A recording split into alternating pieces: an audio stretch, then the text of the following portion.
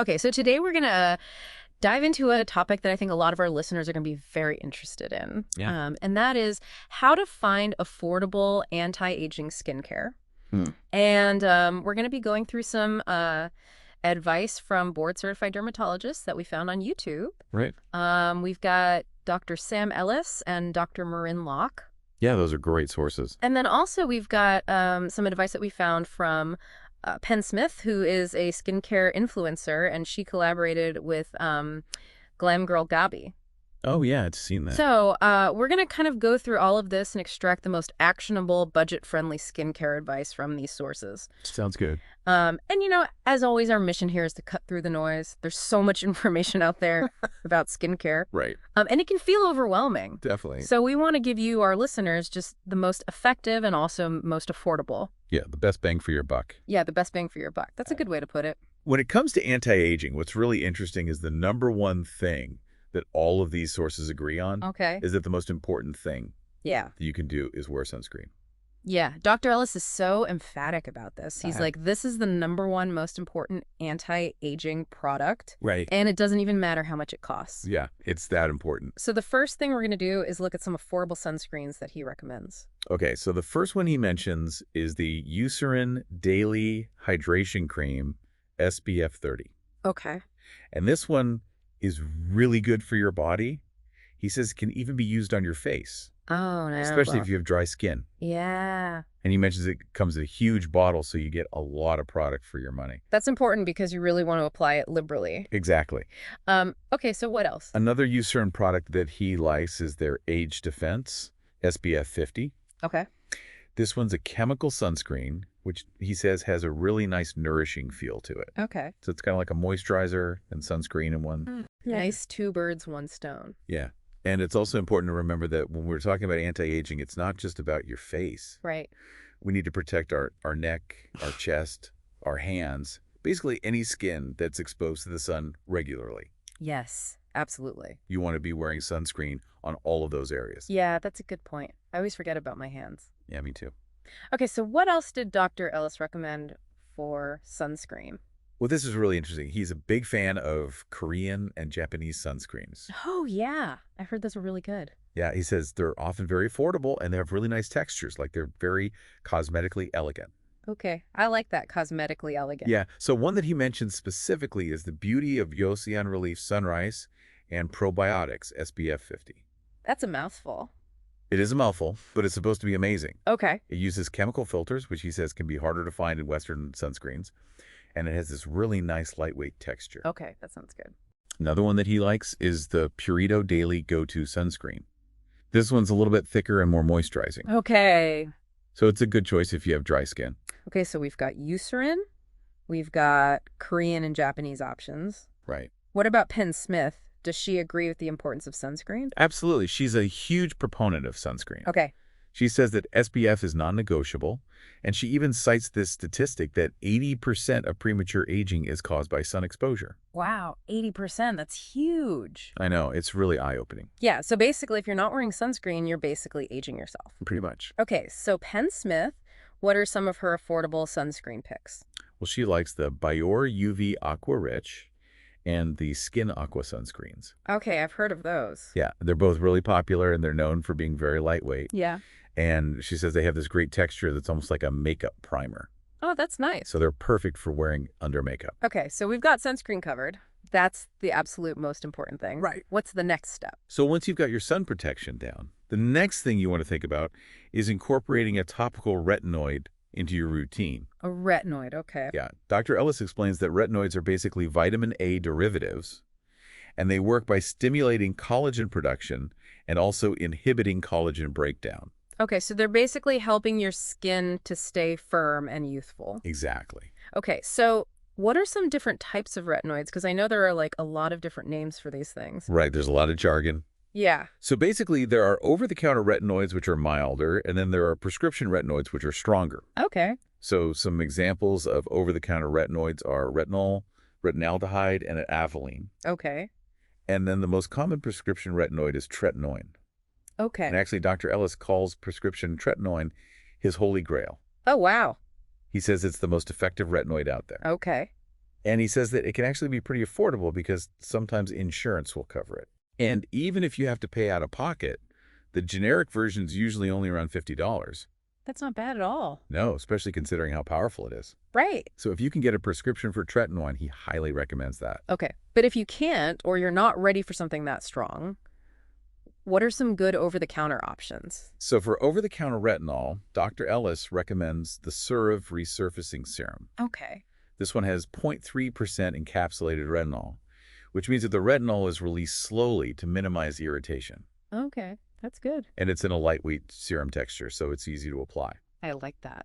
Another one that he recommends is the Neutrogena Rapid Wrinkle Repair Pro. Okay.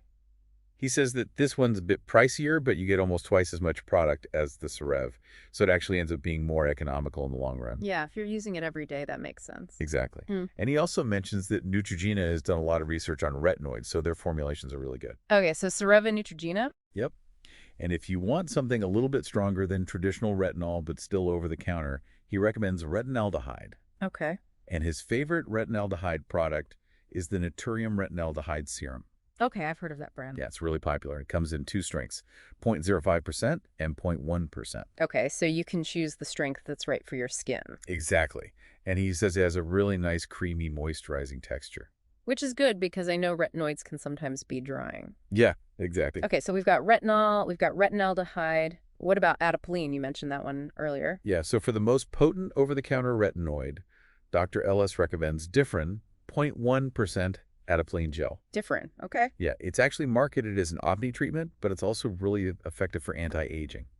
Interesting. Yeah, there's a lot of research that backs that up. Okay, so what about Penn Smith? Does she like retinoids? Oh, yeah, she's all about retinoids. Okay. She says they're a key active to prioritize in your nighttime skincare budget. Okay. And she also recommends the Naturium Retinaldehyde Serum. Oh, so she agrees with Dr. Ellis on that one. Yep, and she also highlights the Niche Beauty Lab Retinaldehyde, which she says is the closest you can get to a prescription-strength retinoid over the counter. Wow. Okay, so that's another good one to check out. Definitely. So we've got sunscreen, we've got retinoids. What's next? So after sunscreen and retinoids, the next thing to consider incorporating is a topical antioxidant. Okay, an antioxidant, what does that do? Well, Dr. Ellis explains that antioxidants help to neutralize free radicals. Free radicals? Yeah, so free radicals are basically these unstable molecules that can damage your skin. Okay, how do they damage your skin? They can break down collagen. They can even damage your DNA. Oh, wow, that's scary. Yeah, and free radicals are produced by things like pollution, UV radiation, and even just the normal metabolic processes in our body. So we're kind of constantly exposed to free radicals. Yeah, pretty much. And that's where antioxidants come in. Yeah. They basically help to mop up those free radicals and prevents them from doing damage. Okay, so they're like little protectors for our skin. Exactly. And Dr. Ellis says that the best studied antioxidant for anti-aging is vitamin C. Vitamin C, okay. He says it's really good at protecting the skin from damage. It can stimulate collagen production, and it can even help to inhibit the formation of irregular pigmentation like dark spots. Oh, wow. So it's kind of like a multitasker. Yeah, it's a really good one to have in your routine. So what are some affordable vitamin C products that he recommends? Well, his favorite is Prequolucency, Okay. which is actually a product from his own brand. Oh, okay. But he says it's really good because it have 15% L-ascorbic acid, which is a well-researched and effective form of vitamin C. Okay. And it also has ferulic acid and ergothioneine, which help to stabilize the vitamin C and keep it potent. That's good because I know vitamin C can be kind of unstable. Yeah, it can be. Okay. So that's why it's important to look for a product that has those stabilizing ingredients. Okay, so if you have sensitive skin, is there a different vitamin C you would recommend? Yeah, he recommends the Vanacream Vitamin C for sensitive skin. Okay, I like Vanacream. Yeah, it's a good brand. This one uses tetrahexyldecyl ascorbate, which is a more stable and gentler form of vitamin C. Okay. And it also has a creamy texture and contains ceramides, which are really good for your skin barrier. Okay, so what about Penn Smith? What does she think about vitamin C? She's also a big fan of vitamin C. She recommends using it in the morning to boost your SPF and also protect against pollution. Okay, so that makes sense to use it in the morning. Yeah, and she also recommends the Prequel vitamin C, so she agrees with Dr. Ellis on that one. Interesting, so they both like that one, even though it's his own brand. Yeah, she said it's really effective, and she likes the quality of the ingredients. Okay, so we've got sunscreen retinoids, vitamin C. What's next? So now let's talk about exfoliation, Okay. because getting rid of those dead skin cells is really important for keeping your skin looking radiant. Yeah, it can make a big difference. Definitely. So Dr. Ellis talks about alpha hydroxy acids, or AHAs. Okay, AHAs. Yeah, so these are acids like glycolic acid, lactic acid, malic acid, and mandelic acid. And basically, they work by breaking down the bonds between dead skin cells on the surface of your skin. Okay. So they help to reveal brighter, smoother skin underneath. Yeah. And they also act as humectants, which means they draw moisture into the skin. Oh, that's good. Yeah, and some AHAs like glycolic acid and lactic acid can even stimulate collagen production over time. Oh, wow. So they're kind of like multitaskers too. Yeah, exactly. So what are some affordable AHA products that Dr. Ellis recommends? Well, for an affordable glycolic acid, he recommends the ordinary 7% glycolic acid toning solution. Okay, I've heard of that one. Yeah, it's really popular and it comes in a big bottle, so it's really good value for money. Yeah. He says it's a little bit too strong for everyday use on the face, Okay. but it's great for using on your body, and he actually recommends putting it in a spray bottle so you can easily apply it to larger areas. Oh, that's a good tip. Yeah, I've tried that, and it works really well. Okay, so for the face, if you want to use glycolic acid, what does he recommend? He recommends the Alpha Skincare Renewal Serum. This one has 14% glycolic acid, so it's a bit stronger, Okay. and he recommends using it maybe once a week on a night when you're not using your retinoid, Okay. just to give your skin a little bit of an extra glow. Okay, so don't overdo it. Exactly. Moderation is key. Okay, so what about if you have sensitive skin? Is there a gentler AHA that you would recommend? Yeah, he recommends lactic acid for sensitive skin. Lactic acid, okay. Yeah, he says it's a lot gentler than glycolic acid. Okay. And his favorite affordable lactic acid product is the Amlactin Daily Lotion. Okay. It comes in a huge bottle, and it's really affordable, and you can use it on your face and body. Oh, that's nice. Yeah, the only downside is that some people find it has a bit of a smell Oh, okay. because it's derived from milk. Interesting. But other than that, it's a really good option. Okay, so what about Penn Smith? Does she like AHAs? Yeah, she's all about chemical exfoliation. Okay. She recommends using either AHAs or PHAs in the morning. PHAs. Okay, what are those? They're polyhydroxy acids, and they're even gentler than AHAs. Okay, so even better for sensitive skin. Yeah, exactly. And she says that regular exfoliation helps your other skincare products to penetrate better. Oh, that makes sense. Yeah, it also helps to improve skin texture and fade hyperpigmentation, and it can even enhance hydration. Wow. So lots of benefits. Yeah, and her affordable recommendation for a chemical exfoliant is one from the brand Minimalist. Okay. She says it's really good, and it's available on Amazon for around $10. That's pretty good. Yeah, so it's a great budget-friendly option. Okay, so we've got sunscreen, retinoids, antioxidants, exfoliants. What else is there? Well, we can't forget about moisturizer. Oh, right. Moisturizer's important. Yeah, it's really important for keeping your skin hydrated and healthy. So what does Dr. Ellis say about moisturizer? Well, he emphasizes that moisturizer is important for a few reasons. Okay. First of all, it helps to plump up the skin, which can make it look more youthful. Okay.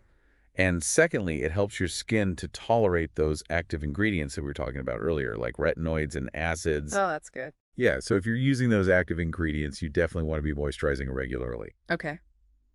And thirdly, he says that consistency is key when it comes to moisturizing. Okay, so basically just make it a habit to moisturize every day. Exactly. So what's his go-to affordable moisturizer?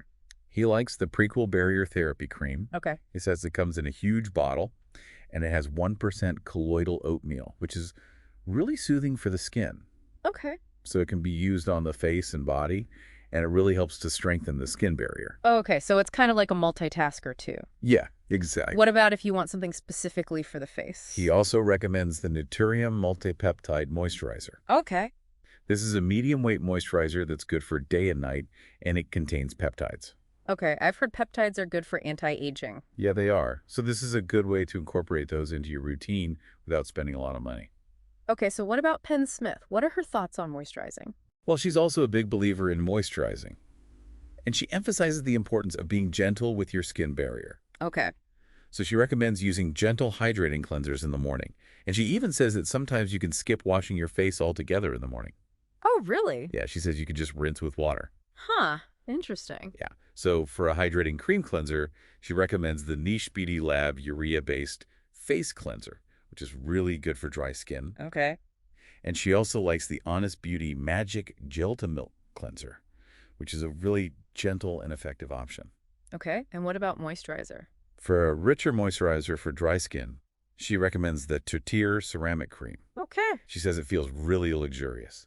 Nice. And for a more budget-friendly option, she suggests Vanicream. Oh, yeah. Vanacream is great. Yeah, it's really good for hydration and barrier protection. Yeah, I use that one sometimes. Yeah, it's a good one. Okay, so what if you have oily skin? Well, for oily skin, she recommends the Eclat Clarifying Salicylic Acid Cleanser in the morning. This one's around $6, so it's super affordable. Oh, that's cheap.